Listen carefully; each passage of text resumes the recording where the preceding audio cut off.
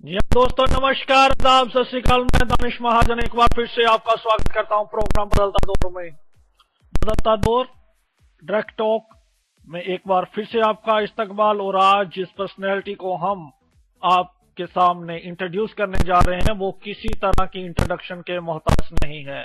ये एक ऐसी पर्सनैलिटी है जो कंट्रोवर्सी से दूर रहते हैं और अपने एक्शन को तरजीह देते हैं और अपने एक्शन द्वारा लोगों का दिल जीतते हैं।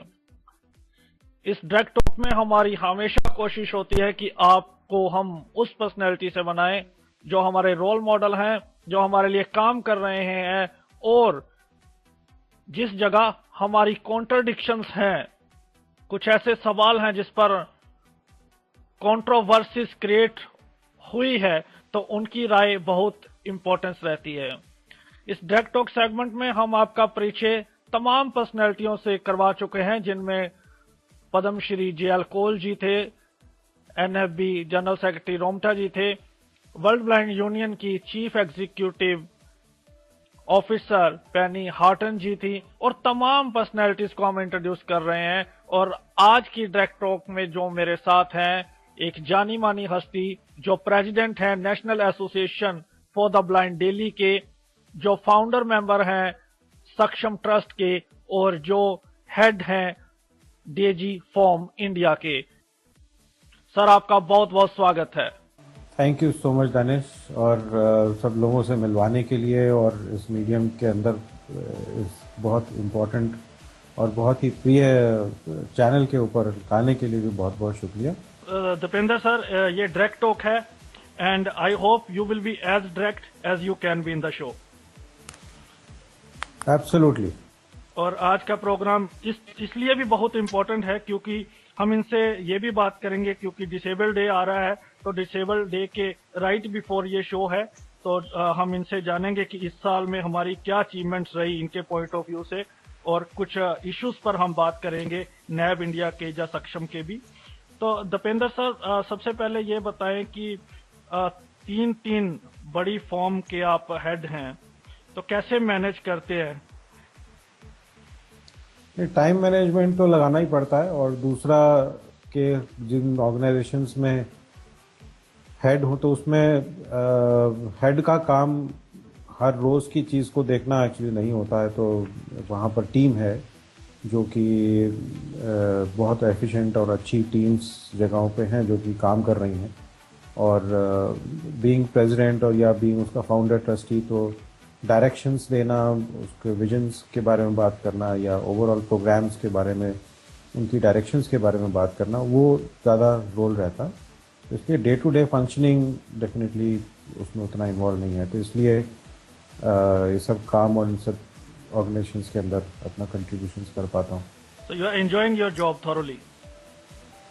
डेफिनेटली। तो वो तो ऐसा है कि ये दिस इज कि जिसको ऐसा ना, जिसका जिस चीज़ का शौक है या जिस चीज़ का पैशन है, जो मिशन है, वही चीज़ उसकी रोजी रोटी भी बन जाए, और वही चीज़ उसका वॉलंटरी वर्क भी बन जाए, तो फिर बस आइसिंग ऑन द केक। जी दीपेंद्र साहब, शुरू करते हैं इश्यूज को। सबसे पहले जो इशू हम पिक करते हैं, एक आर्टिकल रिसेंटली अविनाश जी ने लिखा था, अविनाश शाही ने, नैब के ओल्ड एज होम को लेके। तो वहां वो दिवाली पे गए थे, उन्होंने कुछ लोगों से वहां बात की, और उन्होंने जो अपना वक्तव्य पेश किया उसमें उन्होंने बताया कि services are very poor, doctor नहीं आ रहे हैं, इवन एक उनमें से एक इंसान को काफी प्रॉब्लम भी थी, तो उन्होंने बताया कि सब्जियां, हरी सब्जियां नहीं आ रही हैं। तो उस पे क्या कहेंगे? Have you spoken to the concern department और would you take action regarding? I have already spoken. वो तो जब इस तरह की चीज़ कभी सामने आती है तो उसका तो इमीडिएट एक्शन एब्सोल्युटली होता ही है, क्योंकि जब भी कोई अगर बाहर के व्यक्ति जाए और उसको इस तरह का इम्प्रेशन मिले तो वो कोई एक ऑर्गेनाइजेशन के बारे में कोई बहुत अच्छी चीज़ नहीं है। तो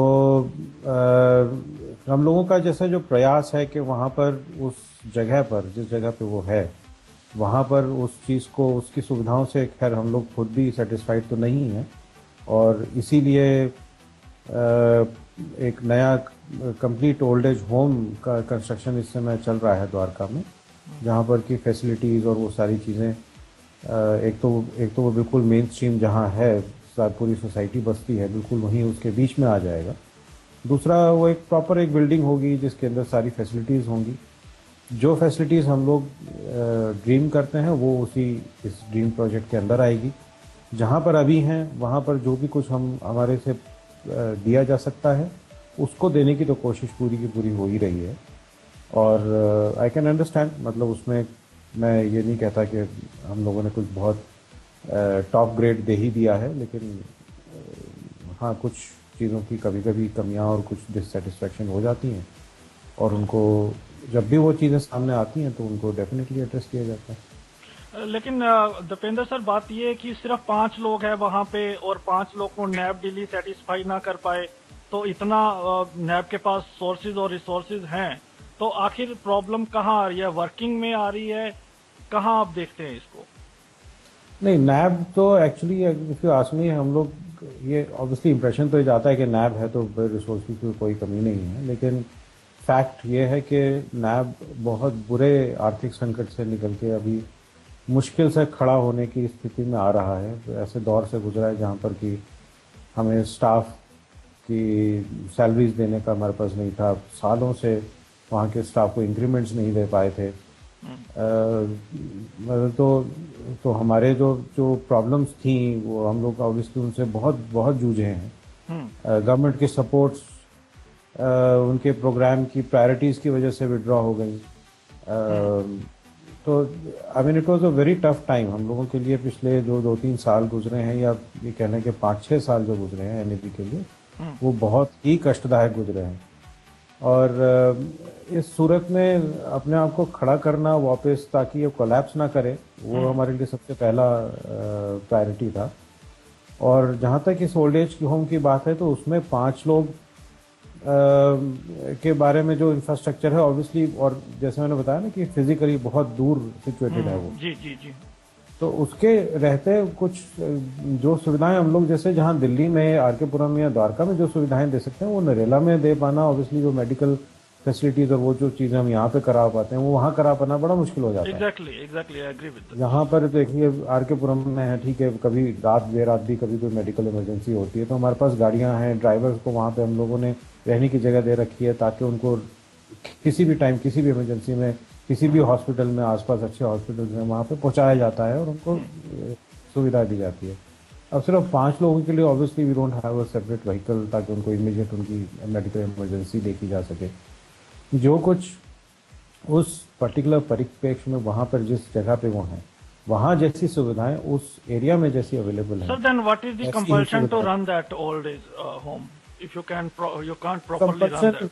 नहीं, कंपल्शन तो ऐसा नहीं है, ये लोगों की रिक्वायरमेंट के बेसिस पे ही है जो चल रहा है। सिर्फ प्रोग्राम को बंद कर देना सबसे आसान काम होता है। तो we don't want to take that easy task, क्योंकि जो लोग 5 लोग वहां रह रहे हैं, ऐसा नहीं है कि वो 5 लोग इतने बहुत ज्यादा वहां पे दुखी हैं। ठीक है, मैं ये मान रहा हूँ कि भाई हम लोग, मैं कह रहा हूँ कि भाई हम लोग ये मान रहे हैं कि हम लोग उनको वो जो एक्चुअल आइडियल सिचुएशन जो हमारे पैरामीटर्स के हिसाब से जैसा होना चाहिए वैसा हम लोग नहीं कर रहे। लेकिन इसका मतलब ये नहीं है कि वहाँ बिल्कुल ही जीरो है। You gonna rectify that, you are trying your best to हाँ, प्रोवाइड द मैक्सिमम। वहाँ पर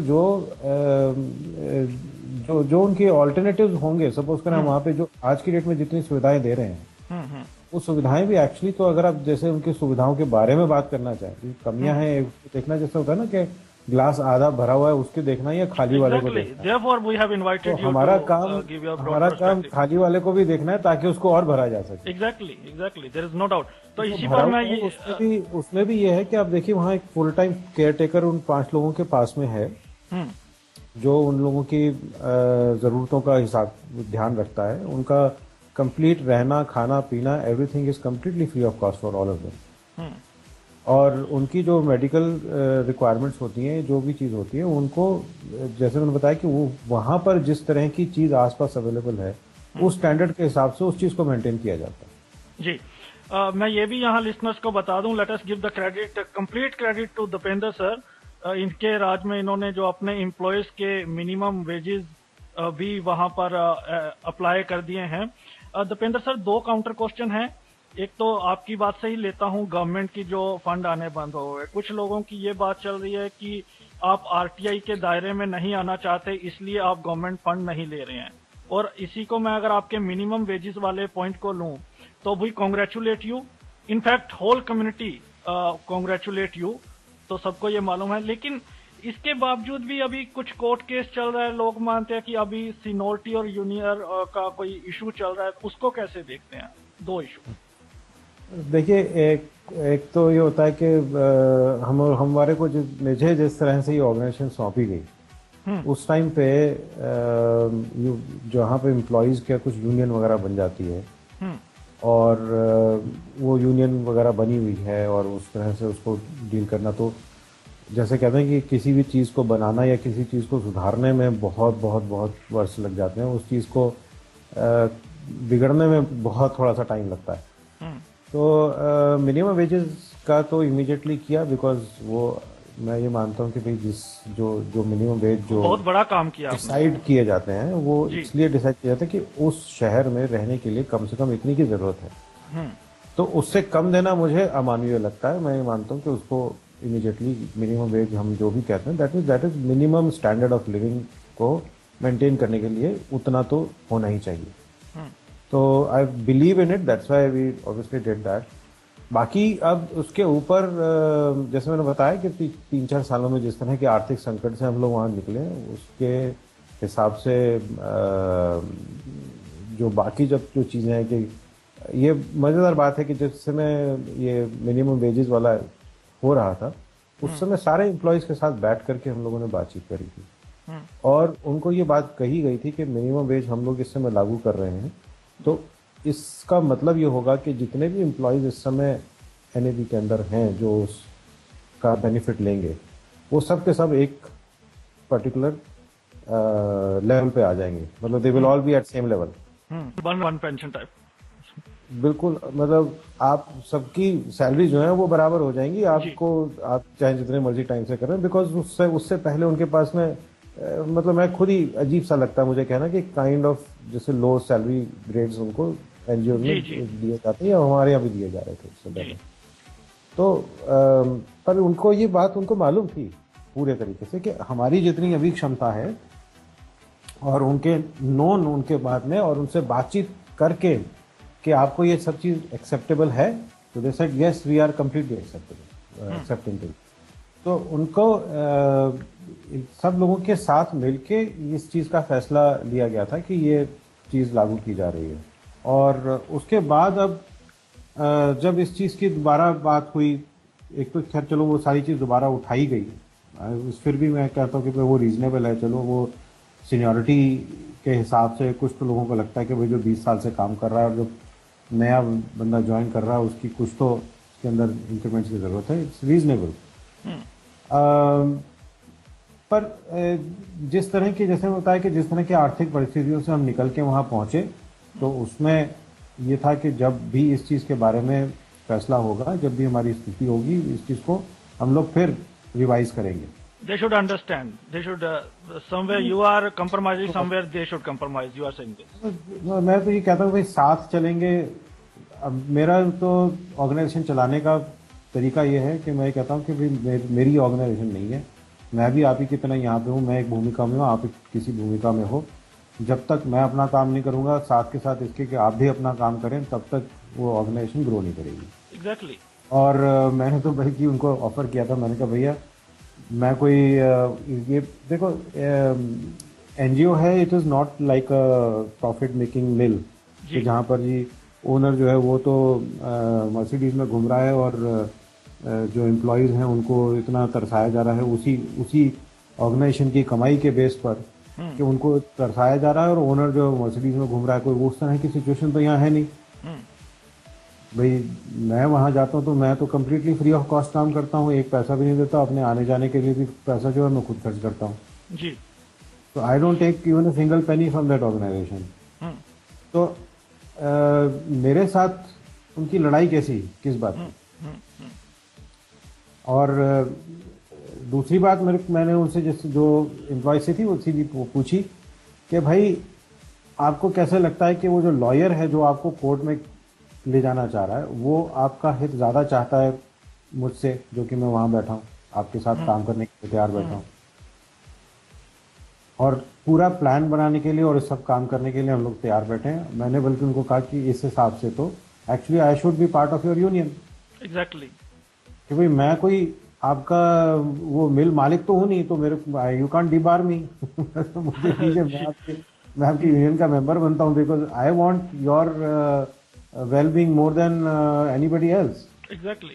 तो I guess these are little problems, I guess नए तरह की मैनेजमेंट्स और इस तरह के मैनेजमेंट स्ट्रक्चर्स को समझना और ये सब काम करना, आई गेस थोड़ा टाइम लगता है लोगों को इस बारे में, इस जी चीज़ों दीपेंद्र साहब, को। आरटीआई वाले सवाल पे क्या कहेंगे आप?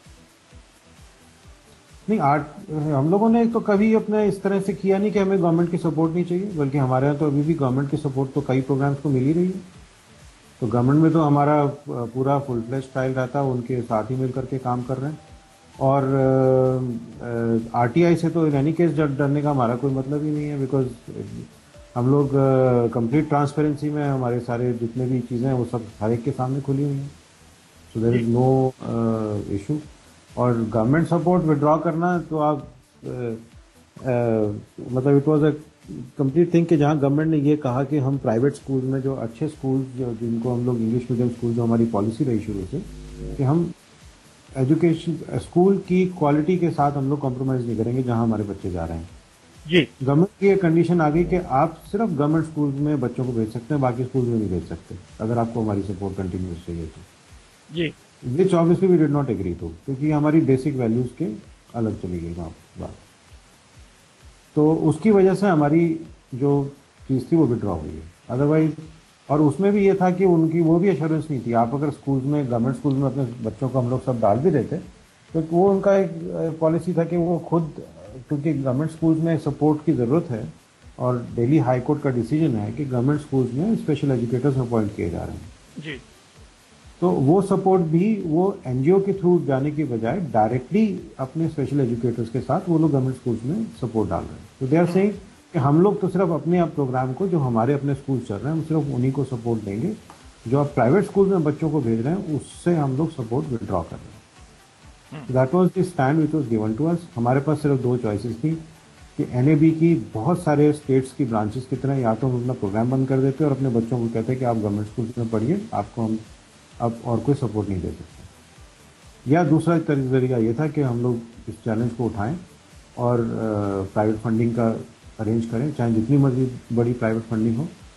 2 या 3 साल हमारे जितने रिजर्व थे हम लोगों ने उससे अपनी ऑर्गेनाइजेशन को चलाया, बिल्कुल रॉक बॉटम पहुंच गए, लेकिन with God's grace I guess बच्चों की अपनी किस्मत है कि हमें पार्टनर्स मिल गए कि उस प्रोग्राम को हम लोग अब कंटिन्यू कर पाए। जी। And it और is not NAB I classic- think ये हिंदुस्तान का पहला आपका दिल्ली की ब्रांच है। अगर कोई विदाउट सोचे समझे, किसी को डाउट नहीं है, अगर किसी को रेफर करना है तो सीधा कहते हैं कि अगर आप अपने बच्चे का अच्छा भविष्य चाहते हैं तो स्कूलिंग के लिए आप जरूर नैब में करें। वहाँ रिसोर्सिंग होती है, इंक्लूसिव एजुकेशन में भेजते हैं। तो I think NAB is an only centre which have people have no doubt, people have full faith, so they refer their companion out there straightforwardly. उसका वही सीधा रीजन सिर्फ यही है कि एक तो इंक्लूसिव एजुकेशन विद सपोर्ट हम लोग मानते हैं कि उसके लिए एक बेसिक सपोर्ट की ज़रूरत है और उस चीज़ को हम लोग प्रोवाइड कराते हैं। सेकेंडली की फैक्टर इज कि किस स्कूल में इंटीग्रेट कर रहे हैं उस पर, उसके पर बहुत बड़ी चेंज आ जाता है। यानी आप अगर किसी भी अच्छे डीपीएस और सेंट मेरीज और इस तरह के टैगोर इंटरनेशनल और इस तरह के स्कूल्स में जब बच्चों को हम लोग इंटीग्रेट कराते हैं, चाहे वो जिस मर्जी गरीब से गरीब घर के हों, चाहे जहाँ के भी हों, और उनको इस तरह के स्कूल्स में हम लोग जैसा भी सपोर्ट चाहिए, जितनी मर्जी फीस लग रही हो, वो कंप्लीट फ्री फी हम लोग बेयर करके उनको एक अच्छे इंग्लिश मीडियम स्कूल्स में दे रहे हैं, क्योंकि हमें मालूम है कि आज की तारीख में अच्छी इंग्लिश मीडियम एजुकेशन के बगैर किसी अच्छी जगह पे नौकरी पाना बहुत मुश्किल था। जी। दीपेंद्र सर, आगे बढ़ते हैं। जैसे आपने बताया कि इकोनॉमिक क्राइसिस चल रहे थे नैब में, लेकिन आजकल जो क्राइसिस आ रहे हैं बहुत ज्यादा वो मैनेजमेंट में आ रहे हैं। 2-3 सवाल हैं मेरे। पहला सवाल, अगर हम बात करें तो अभी जो मुझे कुछ दिल्ली से फोन आए थे, इवन कि आपके नैब से भी आए थे, I am not allowed to disclose the name. तो कुछ बातें ऐसी थी, जैसे पीछे पहले तो होमियार जी का इशू चला, बच्चों ने काफी विद्रोह किया, काफी प्रोटेस्ट किया, उसके बाद उनको उन्होंने रिजाइन किया, फिर आप 3 महीने के लिए अभी उन्हें अपॉइंट किया गया है। रिसेंटली अगर बात करें तो आपके जनरल सेक्रेटरी साहब नहीं है, लोगों की ये कंप्लेन है कंसेशन फॉर्म बनाने हो तो अभी ऑफिस में कोई मिलता नहीं है। इससे पहले कि आप कहें कि ट्रेजरर है वहां पे, उनकी टाइमिंग बहुत लिमिटेड है। तो क्या कहें, कैसे देखते हैं इसको? स्टैंडर्ड थोड़ा लो हो रहा है डे बाय डे, कैसे देखते हैं आप? चैलेंजेस ज़रूर आ रहे हैं, और जो मैनेजमेंट का काम है वो, जैसे मैंने बताया कि इसका जो बोर्ड का काम और मैनेजमेंट का काम होता है कि डे टू डे चीज़ों को ना चलाना, उसकी जगह पे हमारे पास एम्प्लॉयज़ और ऑफिसर्स ऐसे होने चाहिए जो कि उस चीज़ को अच्छे से चलाएं।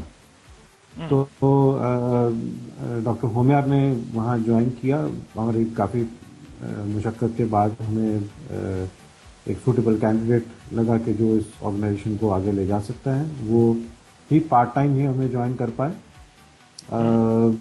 हम लोगों का एक क्राइटेरिया, हम लोग काफ़ी स्ट्रांग इस चीज़ को बिलीव करते हैं कि भाई कोशिश ये रही कि कोई पर्सन विद ब्लाइंडनेस ही अच्छे स्टैचर का जो हमारी ऑर्गेनाइजेशन में जुड़े इस पोस्ट पे भी, डायरेक्टर पोस्ट पे भी, ताकि वो लोगों का दर्द समझता हो, उसने खुद झेला हो, कुछ किया हो, तो वो उसका obviously I mean you will acknowledge कि उस तरह का कोई व्यक्ति होगा तो ज़्यादा उस चीज़ को देखेगा।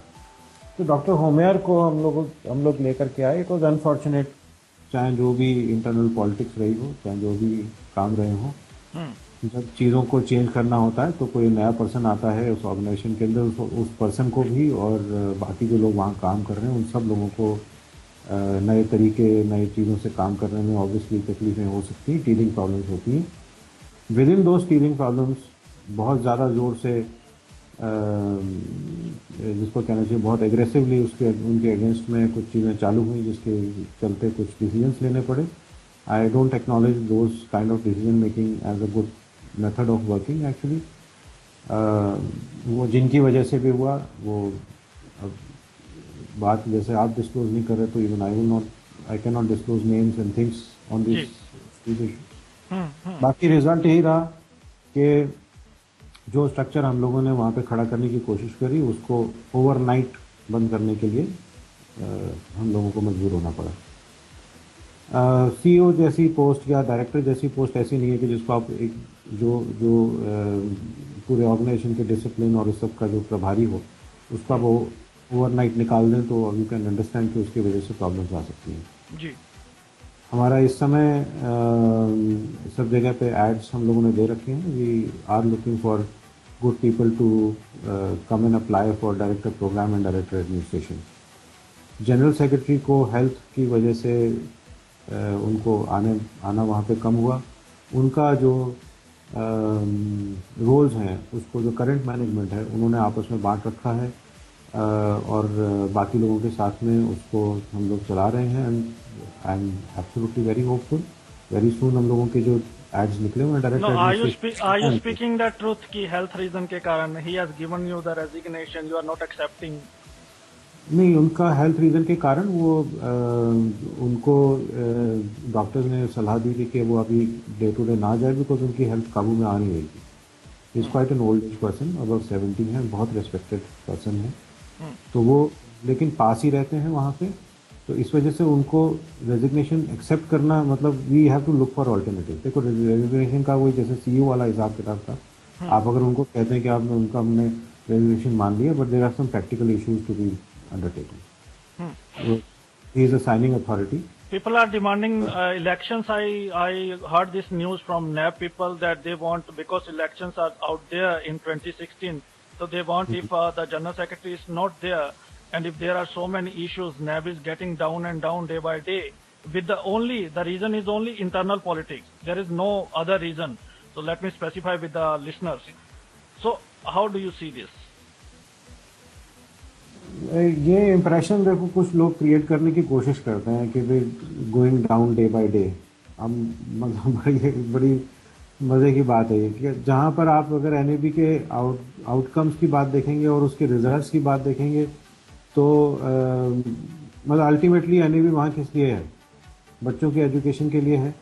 हम्म। बच्चों की एजुकेशन के रिजल्ट्स और उनके जो इस समय जो एजुकेशन चल रही है उसके वो जितने भी इस समय पिछले 1-2 सालों में या जो भी 2-3 सालों में जो हमारे सामने हैं उसके अंदर 1% भी कहीं पर भी कोई कमी आई नहीं है।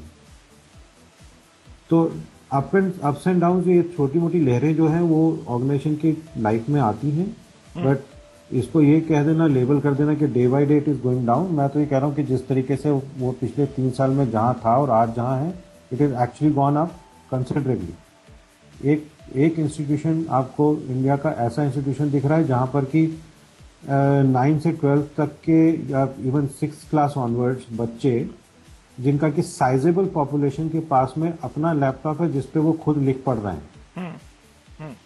ये कौन सा इंस्टीट्यूशन है इंडिया में आज दूसरा जहां पर इस तरह की चीज कहीं इंप्लीमेंट हुई हो? इफ यू कॉल इट कि ये इंस्टीट्यूशन नीचे जा रहा है तो मैं let me give you 3 examples. Let me give 3 examples. I have also experimented. So पहली बात है कि जैसे हमने पहले चर्चा की कि कुछ मैनेजमेंट इश्यूज आ रहे हैं, जो आपकी हेल्पलाइन सर्विसेज है, जो क्वेरीज लोगों को लेनी होती है, the queries are not been sort it out at time. कई लोगों ने, जब आपकी स्कॉलरशिप वाली स्कीम आई थी बच्चों को देने की, बहुत सारे लोगों ने फॉर्म की डिमांड की या कुछ क्वेरीज की, तो वो आपकी ओर से रिस्पॉन्ड नहीं हुआ प्रॉपरली। दूसरी एग्जांपल मैं दूं, जो आपका कंप्यूटर सेंटर है, and this is I been told by the students, none other one, only students told me. वहां जो आपके सिखाने की प्रक्रिया है, आप जोश को स्पीकर पे छोड़ देते हैं और सारे स्टूडेंट्स डिस्टर्ब होते हैं, और वो बच्चों को बहुत सारे लोग कहते हैं कि हमें समझ ही नहीं आता at the end of the day हम करें क्या, क्या सीखा क्या नहीं। तो वहां इसको कैसे देखते हैं? और अगर आप मैनेजमेंट इशू है, जैसे मैंने कंसेशन वाली बात पहले की, तो what are the steps been taken to ensure कि काम सही तरीके से चलता रहे वहां पे? जी, स्टेप्स तो मैंने आपको बताया ही कि भाई देखो, जो पर्सनल और जिस तरह के लीडिंग स्टाफ जो वहाँ पे नहीं है वो staff is need to be appointed, और उसके लिए स्टेप्स लिए ही जा रहे हैं ताकि वो वाला गैप जो है वो कंप्लीट हो जाए। और दूसरी बात जहाँ पर कि ये जब तक कई अगर इस तरह की अगर कोई स्पेसिफिक प्रॉब्लम्स हैं, क्योंकि ये जनरल स्टेटमेंट देना बिल्कुल गलत हो जाएगा, बिकॉज जितने लोग, अगर कुछ लोग डिससेटिस्फाइड हैं या उनको नहीं मिला, there are lot of people, मतलब आप देखिए ना कि अगर 98% लोग सेटिस्फाइड है, 2% लोग अनसेटिस्फाइड है, तो इसको हम लोग सक्सेसफुल कहेंगे या अनसक्सेसफुल कहेंगे? नो, आई ऑलरेडी सेड कि नैब के कुछ ऐसी बातें हैं जो, जैसे मिनिमम वेजेस है, वी कांग्रेचुलेट यू। मैंने ये भी कहा कि अगर आंख बंद करके किसी को विश्वास करना है अपने बच्चे की स्टडी की, तो वो सबसे पहला नाम नैब दिल्ली का आता है। लेकिन मतलब जी, तो मैं एक्चुअली आपको उसी स्पेसिफिक चीज का ही बोल रहा हूँ कि तरीका ये है एक्चुअली कि अगर कोई जना डिससेटिस्फाइड हुआ है तो अपनी स्पेसिफिक उस इशू को अगर वो उसके सीनियर मैनेजमेंट के पास या उससे जो सीनियर पर्सन है उस तक अगर पहुंचाए तो उसकी इम्प्रूवमेंट हो जाती है। पर and NAB staff and NAB people are actually very open for all this. नहीं, ये जोश वाला इशू था, इसको आप कैसे देखते हैं? ओपन जोश के, आपको लगता है? I am hearing it for the first time, मतलब मैं तो इस चीज को पहली बार सुन रहा हूँ कि लोगों वहाँ का जो ट्रेनी है उसको इस तरह की कुछ तकलीफ हुई है कि उसको जॉस के, क्योंकि इस समय देखिए यहाँ पर जो इम्प्रूवमेंट प्रोग्राम्स हैं वो जबरदस्त नए तरह के इम्प्रूवमेंट प्रोग्राम्स वहाँ पे लागू नए आ रहे हैं। Enable इंडिया के साथ में मिलकर के there is an MOU which has been signed, there is a complete exchange program which is happening। Highway के साथ मिलकर के उनका हेल्पलाइन वाला जो इशू है उसके ऊपर टोल फ्री नंबर के ऊपर हम लोगों का एक चीज़ मैं थोड़ा प्रीकर्सर ही दे दे रहा हूँ कि इट इज गेटिंग लॉन्च, कि जहाँ पर हाईवे के साथ मिलकर के एक हमारी हेल्पलाइन और हाईवे का जो नेटवर्क है वो मिलकर के एक जॉइंट प्रोग्राम में जा रहे हैं। एनेबल इंडिया का भी जो मैंने बताया आपको कि वहाँ पर भी कंप्यूटर ट्रेनिंग के जो ट्राइड एंड टेस्टेड जितनी चीज़ें हैं, जो उन चीज़ों को उनकी पार्टनरशिप के साथ, ताकि उनकी जो अच्छी चीज़ें हैं वो हम लोग अपना लें, हमारे यहाँ की जो चीज़ें बेटर हो रही हैं वो चीज़ों को लोग अपना लें, उनको लेकर के प्रोग्राम्स की इम्प्लीमेंटेशन की इस समय चीज़ें चल रही हैं। तो तो क्वालिटी, ये हाईवे के साथ कब लॉन्च हो जाएगा आपका? So this highway program is expected to be launched on 9th or 10th of December. Okay, तो इसके बारे में कुछ बताना चाहेंगे लिसनर्स को, क्या है ये? देखिए, हाईवे का जो पूरा I am sure George Ibrahim ji की जो ऑर्गेनाइजेशन का जो हाईवे का जो नेटवर्क है, people R be aware of that. Yes, पर उनका टेलीफोन बेस्ड सर्विस भी चलती है, और गवर्नमेंट ऑफ इंडिया के साथ मिल करके इसको रीशेप किया गया है। और हम लोग, क्योंकि ऐसे कि हम लोगों को कुछ लोग हैं जो कि आपस में एक दूसरे के साथ मिल करके कोलैबोरेटिवली चीज़ों को बढ़ाने में ज़्यादा विश्वास रखते हैं। और हम लोग को ऐसा नहीं है कि भाई मेरा एनजीओ है तो मैं उसको सबसे ऊपर चढ़ाऊँ। तो ये एब्सोल्युटली विलिंग के, हमें पता है एनजीओज हैं, हम एज एन एनजीओ हम लोग पूरी भारत सरकार को रिप्लेस नहीं कर सकते जी। लेकिन अगर हमें उसका पूरा नेशनल प्रोग्राम चलाना है तो हाईवे का भी एक, जैसे डीएफआई का नेटवर्क है, उसी की तर्ज पे ये हाईवे वाली चीज़ को भी हम लोग नेशनली ले जाना चाह रहे हैं। और एक नेशनल लेवल इसकी एक एग्जीक्यूटिव कमेटी स्पेशली इस्टेब्लिश की गई है, और एक भारत सरकार के सपोर्ट के साथ में एक टोल फ्री नंबर में उसको तब्दील किया जा रहा है, तो जिसमें जो भी कोई जना कॉल करेगा उसकी रीजनल पार्टनर्स के साथ पार्टनरशिप्स हो रही हैं कि अगर किसी को कन्नड़ भाषा में अपने चीज़ों को सॉल्व करना है तो वो उनकी कॉल बेंगलोर में कहीं पे जाके अटेंड होगी। अगर उसकी टेक्नोलॉजी के बारे में बातचीत होनी है तो वो या एनएबी में जाएगी या सक्षम में जाएगी। इस तरीके से एक सिंगल नंबर के थ्रू स्पेसिफिक इश्यूज और स्पेसिफिक लैंग्वेज के का पूरा एक नेटवर्क टेस्ट करेगा इस हाईवे की नई हेल्पलाइन को। ये एक नया स्वरूप उसका तैयार किया गया है। वंडरफुल इनिशिएटिव, बहुत बढ़िया सोच है। I mean thanks to George Ibrahim, और जिन्होंने जिनकी अपनी सोच इस तरह की भी चली कि भाई ये ऐसा होता है कि अपनी मिलकियत बना के ना बैठना और उसको society. No, he is doing a wonderful job. Hats off, we are also partner to it. बिल्कुल। दीपेंद्र सर, इलेक्शन वाली बात को आप थोड़ा सा डोज कर गए, so are you ready for the elections और you will wait for the 2016 exact time? नहीं, इलेक्शंस तो जो हमारा कॉन्स्टिट्यूशन है वो उसके हिसाब से कंडक्ट होंगे। Elections will be held in September 2016, और तब तक उससे पहले री इलेक्शंस कराने का कोई औचित्य दिखाई नहीं देता मुझे जी। कुछ और इश्यूज पे बात करते हैं दीपेंद्र सर, आगे बढ़ते हैं थोड़ा सा। दीपेंद्र सर, एक दो बातें, जैसे एक आपकी ब्रॉड राय चाहूंगा, because I know you don't want to get in any controversy, and you are a person, your work speaks. You always say to people, judge me by my actions, don't judge me by my statements. So, दो बातें जो हम listeners को समझाना चाहते हैं कि listener में से एक कॉमन सवाल करते हैं जिसका आंसर मैं तो नहीं दे पाया, होपफुली आप दे पाएंगे, कि वो कहते हैं कि जो भी आपके प्रोग्राम में रिप्रेजेंटेटिव आते हैं तो सबकी एक लाइन सेम होती है कि I don't take a single penny from the organisation. लेकिन जो कॉमन लोगों का कंसेप्शन है कि ऐसा नहीं है।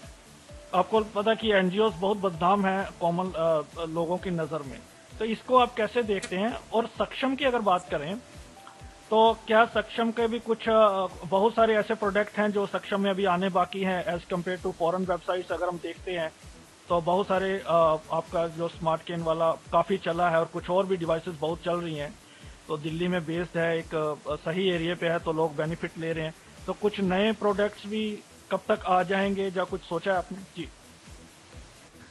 तो पहले वाली चीज में तो देखो, ये तो पर्सन टू पर्सन डिपेंड करता है कि वो क्या करते हैं। बाकी जो ज्यादा हर ऑर्गेनाइजेशन की अपनी जो उसका कॉन्स्टिट्यूशन है वो उसके अंदर निहित होता है कि उनके जो ऑफिस बेरर्स हैं उनको कुछ पे किया जा सकता है कि नहीं किया जा सकता है।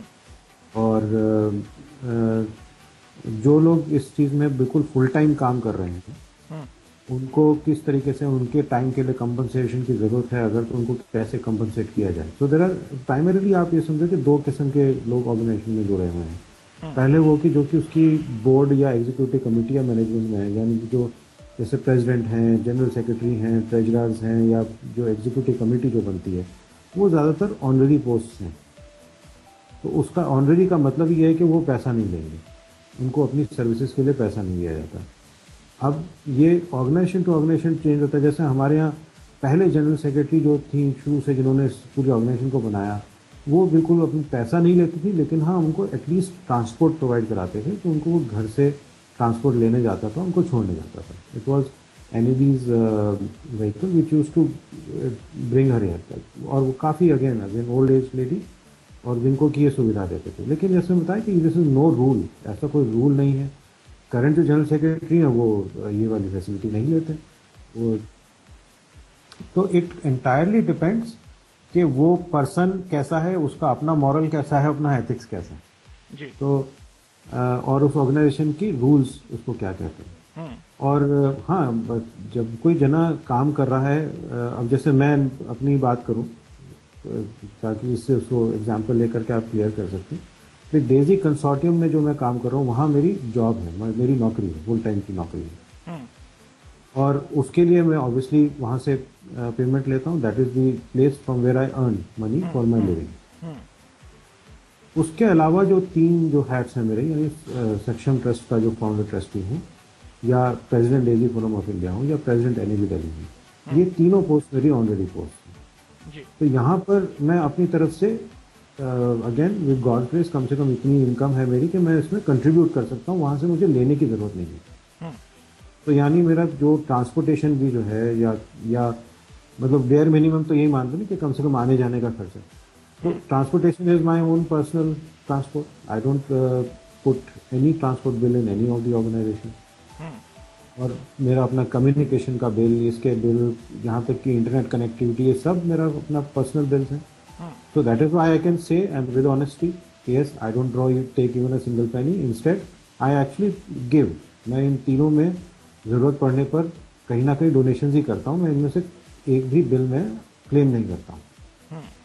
तो अब ये चीज़ मेरे अपने रूल्स हैं, ये मेरा अपने क्राइटेरिया है, और मेरे ऑर्गेनाइजेशंस के जो रूल्स हैं वो इस चीज़ को देते हैं। हालांकि ऑर्गेनाइजेशंस ये सब, जैसे NAB में भी या सक्षम में भी, जो कॉन्स्टिट्यूशन है वो चीज़ को अलाउ करता है कि अगर कोई ऑफिस बेरर, यानी जो इलेक्टेड रिप्रेजेंटेटिव है, ऑनरेरी रिप्रेजेंटेटिव है, वो व्यक्ति यदि कोई एक्टिव पोस्ट लेता है तो उसके टाइम को कंपनसेट किया जा सकता है। ये कॉन्स्टिट्यूशन ज़्यादातर ऑर्गेनाइजेशंस के अलाउ करते हैं। But then it is all dependent on personal choices and personal belief. Exactly. बाकी तो Let us speak about जो Saksham जना now. चोरी करना चाहे वो सामने ना दिखा के कुछ बिल्कुल, चाहे उसके लिए तो कोई रूल्स नहीं है। और मैं आपको मुबारक भी दे दूं सक्षम पे आने से पहले कि सक्षम को इस बार नेशनल अवार्ड दिया जा रहा है। हमने लिस्ट में नाम देखा है आउटस्टैंडिंग ऑर्गेनाइजेशन का, तो आपको बहुत बहुत मुबारकबाद उसके लिए भी। और अब सक्षम वाले सवाल पे क्या कहेंगे आप?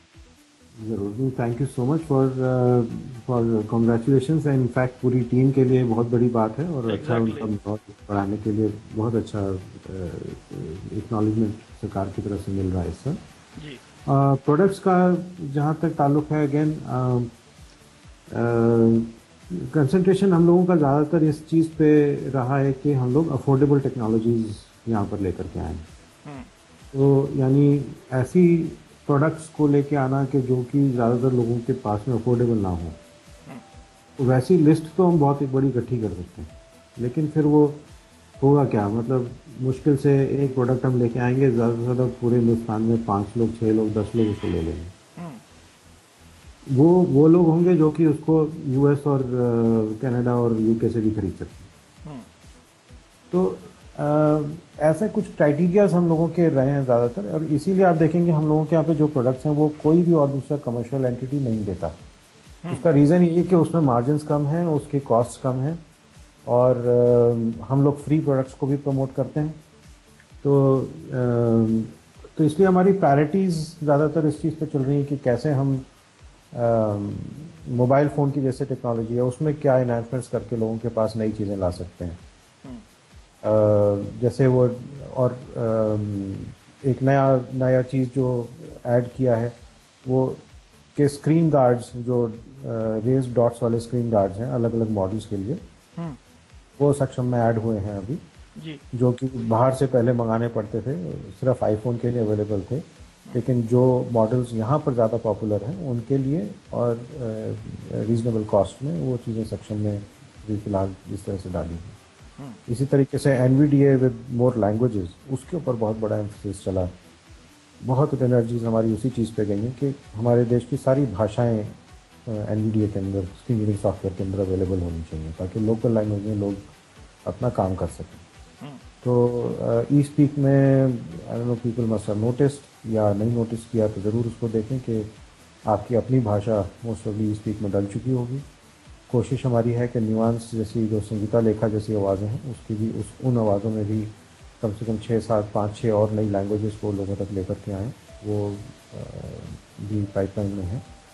और भारत सरकार भी कुछ 12-13 भाषाओं में बात काम कर रही है, उसमें भी ऑर्का के अंदर उस तरह की टेक्स्ट टू स्पीच लैंग्वेजेस आ गई हैं, लेकिन उनको विंडोज़ के ऊपर अभी लाना, there are some technology challenges जो कि वो जी। तो आपका मेन फोकस है जो चीजें डेली यूज में आती है हम सबसे पहले प्रायोरिटी उनको दें जो इम्पोर्टेंट चीज है हमारे लिए। Affordability is the biggest thing. Affordability is also the biggest जो यहाँ के लिए रेलेवेंट है ज़्यादा। यानी मैं एक थर्मामीटर ऐसा ले आऊँ जो 10,000 रुपये कॉस्ट करता है, उसको जब अपने प्रोडक्ट की लाइन में ऐड कर देने से क्या फ़ायदा उसका।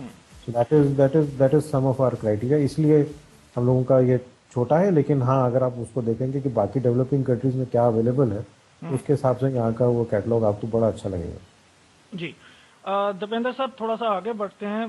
दो सवाल और हैं। एक तो ये कि जो एक लैपटॉप वाली आपकी स्कीम आई थी, आप पर जो मेन एलिगेशन लोगों का लगता है वो था कि कुछ स्टूडेंट्स ने मुझे ये बताया कि आप जब कंप्यूटर को एडवर्टाइज करते हैं अपने कंप्यूटर डिप्लोमास को कि बच्चे आए, तो उसमें आपकी स्कीम रहती है, इस बार की जो स्कीम थी कि 10,000 रुपया अगर आप देते हैं तो आपको लैपटॉप दिया जाएगा।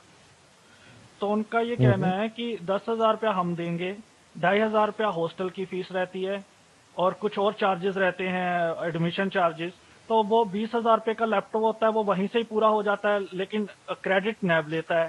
जी नहीं, तो ये जो कॉस्ट हैं वो डेफिनेटली डिफरेंट कॉस्ट हैं जिनकी बात कर रहे हैं आप।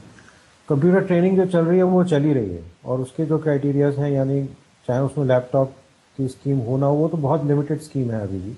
अभी मतलब इट्स माय ड्रीम के हमारे देश में जितने भी कंप्यूटर ट्रेनिंग प्रोग्राम्स चले उसमें लैपटॉप लेने की सुविधा बट लोगों के पास में होनी चाहिए, वरना ना तो कंप्यूटर ट्रेनिंग काम आ रही है, ना ये एडिट स्कीम या दूसरी स्कीम के थ्रू जो अप्लायंसेज जाते हैं वो भी काम आ रही है। जिसके पास अप्लायंस हो उसके पास ट्रेनिंग ना हो, या जिसको ट्रेनिंग हो उसके पास अप्लायंस ना हो, दोनों ही चीज़ें फेल हैं।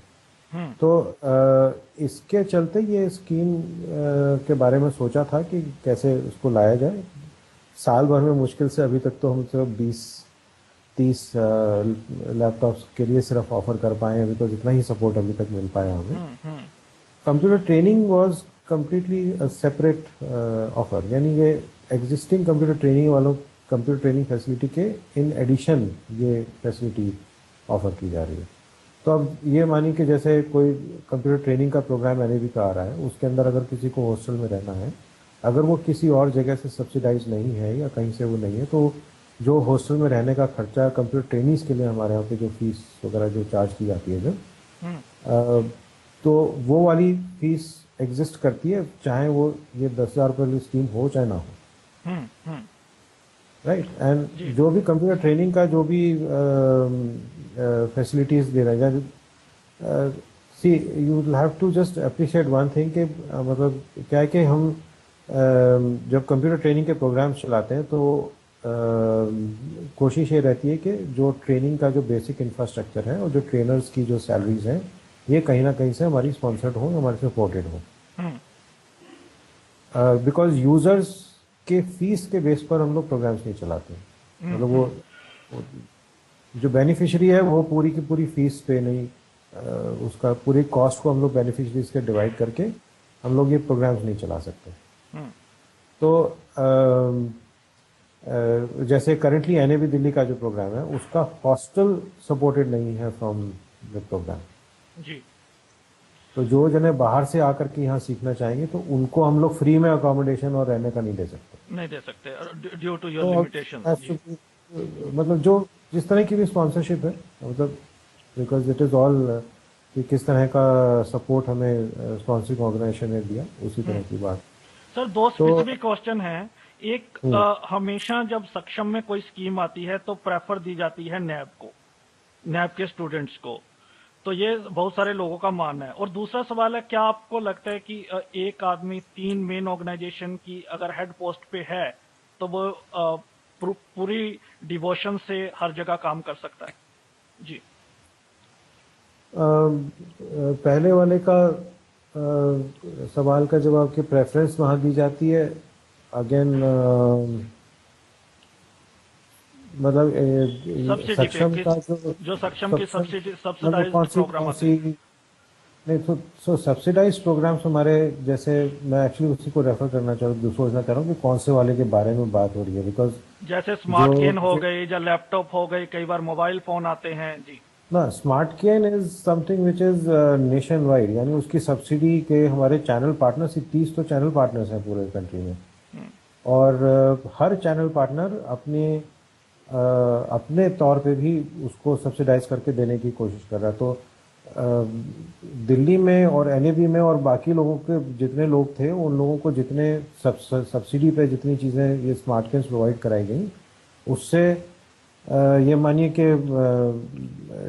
कुछ नहीं तो कम से कम 20 गुना ज़्यादा स्मार्ट केन्स जो है वो केरला में और कर्नाटका में और इन जगहों पे प्रोवाइड कराई गई हैं। तो वो तो कहीं से भी मतलब लागू नहीं होता कि ये प्रेफरेंस यहाँ दे रहे हैं, because it's a nation wide programme है, it's a multi partner programme. और दूसरा जो ट्रायल था वो यही था कि भाई इसको तो एडिप स्कीम में डाला, तो एडिप स्कीम के अंदर भी आज की तारीख में कम से कम 7,000 या 8,000 स्मार्ट केन्स दी जा चुकी हैं। तो और वो तो कम्प्लीटली फ्री ऑफ कॉस्ट रही है, और उसमें भी सक्षम का पूरा एफर्ट है। हम लोग पूरी की पूरी तरीके से गवर्नमेंट के साथ जुड़ करके एक लोगों तक पहुंचाने की कोशिश मतलब कर रहे हैं। कहने का जैसे लैपटॉप हो गए, मोबाइल फोन में, मतलब ऐसा लोगों का एक जेन्युइन कंसर्न है कि वो प्रेफरेंस दी जाती है, क्योंकि दीपेंद्र जी दोनों साइड हैं। फैक्ट्स पे बेस्ड नहीं है ये, क्योंकि Okay. ऐसा है नहीं, मतलब बिकॉज ये जैसे कुछ चीजें जिनका कि फंड रेज ही सिर्फ एनएबी के लिए किया गया स्पेसिफिकली, ओके। तो वो ऑब्वियसली वहां जाएगा, वो लोगों को दिखेगा कि हाँ भाई ये वहां के लिए हुआ है। But there are some specific program, जैसे मैंने बताया ना कि हमारा एक एनएबी के अंदर एक स्पेसिफिक इशू था कि हमको वहाँ पर we wanted to create a model कि जहाँ पर हम लोग ये दिखा सकें कि ब्लाइंड बच्चों को एक्चुअली राइटर्स की जरूरत नहीं है। अब ऐसा एक मॉडल क्रिएट करना या ऐसा एक माहौल क्रिएट करना, इसको हम 9वीं से 12वीं का हम लोगों ने चैलेंज लिया था कि हम लोग ज़्यादा से ज़्यादा बच्चों तक कंप्यूटर्स पहुँचाएंगे और उनको सेल्फ डिपेंडेंट बनाएंगे। तो उसके लिए कुछ specific programs, obviously fund raising के एफर्ट्स लगे, हर तरीके से लगे। तो उस जो हमारा जो प्रोजेक्ट्स थे, जहाँ पर कि जब 2 बार हम लोग 100 लैपटॉप्स की सब्सिडी हमारे पास आई थी कुछ साल पहले, तो उसमें there was nothing of that sort, यानी वो पूरे नेशन वाइड चला। उसमें कोई स्पेसिफिक एनईवी स्पेसिफिक कोई प्रोग्राम नहीं था। एनईवी के बहुत कम बच्चे उसमें आपको दिखाई देंगे, बाकी सब हायर एजुकेशन में और आउटसाइड दिल्ली भी बहुत सारे लोगों को उसमें बेनिफिट्स मिले।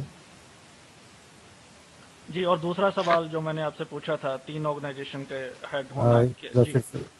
जो 2-3 ऑर्गेनाइजेशंस के साथ में आपने बताया कि वहाँ पे टाइम की जो प्रॉब्लम हुआ बता रहे जी। क्या मतलब ऑनेस्टली आप डिवोट कर पाते हैं तीनों जगह पे, जहाँ आपको लगता है कि कहीं ना कहीं कोई ना कोई प्रॉब्लम रहता है, अगर एक जगह हो तो? जब जी। जब किसी ऑर्गेनाइजेशन में ये स्थिति आ जाए, जैसे कि करंट स्थिति एनईवी में है कि जहाँ पर कि main director are not there, तो उस टाइम पे ज़रूर महसूस होता है कि ये टाइम उतना नहीं है, क्योंकि अगर टाइम और होता तो definitely I would have wanted to devote more time during, specially during these days. बाकी जो प्रेसिडेंट की या जो जिस तरह की भूमिका मैंने वहाँ ली है, वो ये सोच समझ के ही ली है कि उसका टाइम, जैसे my commitment to NEV was कि मैं वहाँ पे हफ्ते के अंदर 4 घंटे या 6 घंटे मैक्सिमम दूंगा। तो that was my weekly commitment to NEV. तो वह अपने टाइम के हिसाब से उसको करने की पूरी कोशिश रहती है। अगर वहाँ पे ठीक ऑफिसर्स हैं और सब लोग हैं तो इसमें कोई कमी नहीं आएगी। बाकी दिन के 24 घंटे ज़रूर कम लगते हैं, ये तो बात करती है। सर, अब पॉजिटिव कुछ बात करें, आपको क्या लगता है कि डिसेबल डे आ रहा है, आपका प्रोग्राम इस संडे को आएगा और इसके बाद हमारे पास 3-4 दिन है डिसेबल डे तक, तो इस साल में हमारी biggest achievements specially I am talking about visually impaired community in this year, तो आपको क्या मानेंगे आप? देखिए, एक दो बातें बहुत बड़ी हुई हैं हमारे देश में, हम्म, उनको हाईलाइट करना ज़रूरी है। हम्म, पहली बात ये कि गर्व की बात है, बहुत बड़े गर्व की बात है कि हिंदुस्तान पहला देश बना है दुनिया का जिसने कि मैराकेश ट्रीटी को रेटिफाई किया इस एग्जैक्टली। साल। जी। दुनिया का एक ऐसा देश बना जिसका कि कॉपीराइट लॉ का जो अमेंडमेंट था वो पूरी दुनिया में एक आइडियल कॉपीराइट अमेंडमेंट हम्म, एक्सेप्शन के तरीके से देखा जाता है। हम्म, हमारे देश में जो इम्प्लीमेंट हुआ एक प्रोजेक्ट ये एक्सेसिबल बुक्स को लेकर के, हम्म, इसी साल वो इम्प्लीमेंट हुआ बिहार और मध्य प्रदेश में। हम लोगों ने उसको किया कि जहाँ पर 9वीं से 12वीं तक की सारी किताबें बनाई, वहाँ के पब्लिशर्स को, जो टेक्स्ट बुक पब्लिशर्स हैं उनको ट्रेन किया कि एक्सेसिबल बुक्स कैसे बनाई जाती हैं। हम्म, लोग, बच्चों तक भी अप्लायंसेस पहुँचाए गए, उनको भी ट्रेनिंग दिया गया कि आप ये किताबों को पढ़ें कैसे। हम्म, तो इस तरह का ये जो कॉम्प्रिहेंसिव पूरा होलिस्टिक इकोसिस्टम का एक प्रोग्राम इम्प्लीमेंट हुआ, खासतौर से जहाँ पर सुविधाएं कम हैं ऐसे राज्यों के अंदर, यानी हम्म, बिहार जैसे राज्य के अंदर। और उसका ऐसा ये कहना चाहिए कि एक एग्जाम्पलरी प्रोग्राम वो बना कि पूरे देश में, पूरे दुनिया में आज वो जो इंटरनेशनल ऑर्गेनाइजेशन है वो इसी जगह के प्रोग्राम को हाईलाइट बना करके अपने एग्जैक्टली। उस पैनी प्रोग्राम जी की मेरे शो में सराहना आई करते थी, हैं। पैनी हार्टन जी, वर्ल्ड बैंक यूनियन से, उन्होंने बताया ये बात जी। जी, तो ये एक प्रोग्राम हमारा लॉन्च हुआ। तो ये तो हो गई एक्सेसिबल बुक्स के बारे में। हम्म, इसी साल या उसको पिछले साल कह लें कि भाई वो वाचक का, जिसमें मैं कहूँ कि Hindi text to speech engine के साथ में डेजी प्लेयर का लॉन्च होना, हम्म, एनवीडीए की भाषाएं नहीं आना, जी, आई थिंक ये कुछ रिमार्केबल ऐसी चीज़ें थी जिसको कि 20 साल तक हम लोग जिसका सपना देखते थे वो वाली चीज़ें कम से कम लोगों तक पहुंची हैं।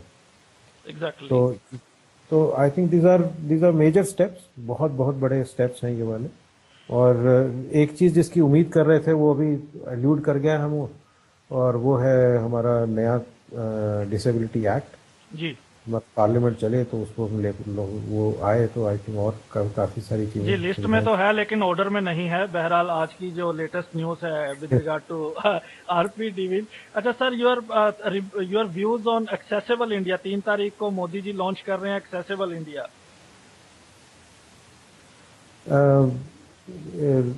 देखिए, मैं अगेन जो आपने शुरू में कहा था, मैं अपने काम से मतलब रखता हूँ इन सब चीज़ों में। जी। एक्सेसिबल इंडिया कैंपेन बहुत अच्छा है क्योंकि उसको कैंपेन की तरीके से लेकर के आ रहे हैं। Hmm, I am trying for three things hmm, under that accessible India campaign, की उस कैंपेन के नाम पर हमारे लिए कुछ नई चीज़ें आए। हम्म, तो एक प्रयास तो ये चल रहा है कि ऑडियो डिस्क्राइब्ड जो प्रोग्राम्स हैं, हम्म, दूरदर्शन या बाकी जो हमारे टीवी चैनल्स हैं, हम्म, उनके through audio describe blind persons के लिए कैसे लाई जा सकती है, हम्म, उसके वो एक प्रयास चल रहा है एक्सेसिबल इंडिया कैंपेन के थ्रू ही। जी, कोशिश हमारी ये थी कि 3 दिसंबर को ही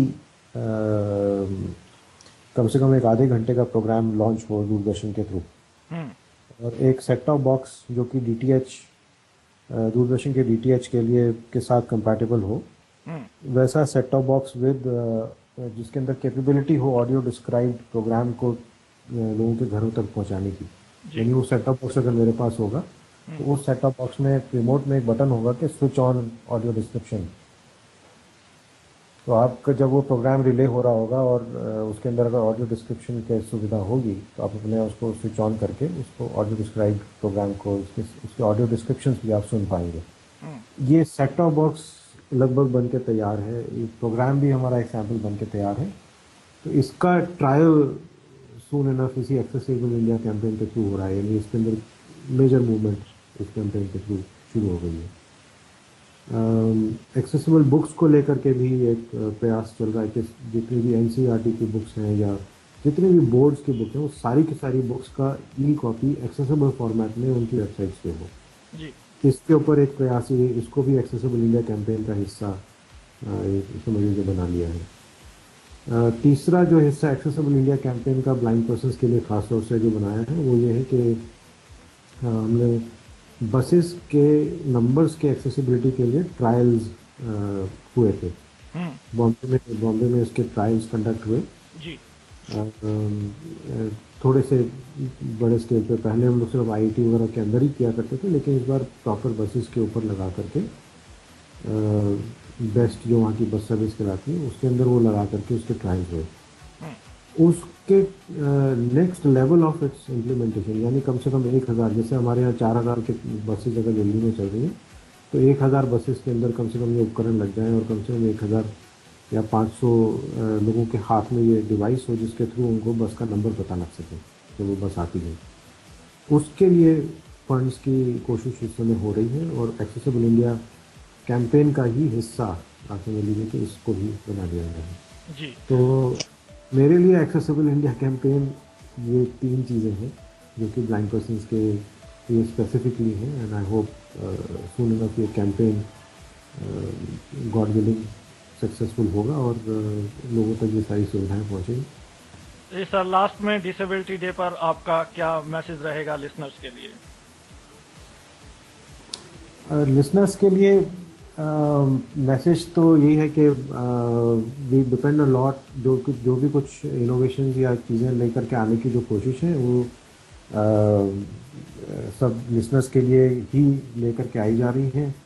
उसके लिए फीडबैक्स, आप हम लोगों को क्या चीज़ें चाहिए वो फीडबैक्स जारी रखिए ताकि उनको और अच्छे तरीके से लिया जा सके।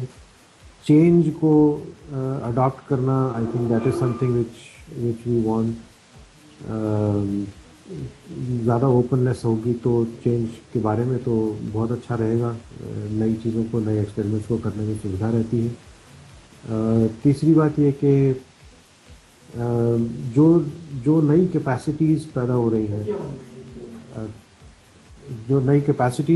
रही हैं, उन कैपेसिटीज़ के अंदर हमारे पास में नए चैलेंजेस या नई हमारी अपनी मेहनत की भी चीज़ें बहुत सारी आ रही हैं। जैसे सिंपल सी बात है कि राइटर्स की वाली बात मैं कह रहा हूँ जी कि आज की तारीख में we have the complete technology के हम इस खुद इंडिपेंडेंट हो सकते हैं लिखने और पढ़ने में। लेकिन अगर हम लोगों ने उसकी पूरी मेहनत या उस चेंज को अगर एक्नॉलेज नहीं किया, और क्योंकि हमें सुविधा है राइटर की और हम सिर्फ इसीलिए राइटर्स पे ही डिपेंड होने वाला सारा का सारा हमने अपना पढ़ाई का सारा स्ट्रेटजी बना लिया, तो फिर हम जितनी भी ये डेवलपमेंट्स हो रही हैं उसको हम लोग नेगेट कर दे रहे हैं खुद ही। That is something which I think is a challenge that each one of us has to face, and उसको एक चैलेंज के तौर पे लेकर के इसको अपनाना पड़ेगा। जो मेहनत बहुत है इस चीज़ में, किसी को सिंपली डिक्टेट कर देना और पूरी अपनी चीज़ उस स्पीड पे खुद लिखना, इन दोनों में जमीन आसमान का फर्क है। एग्जैक्टली।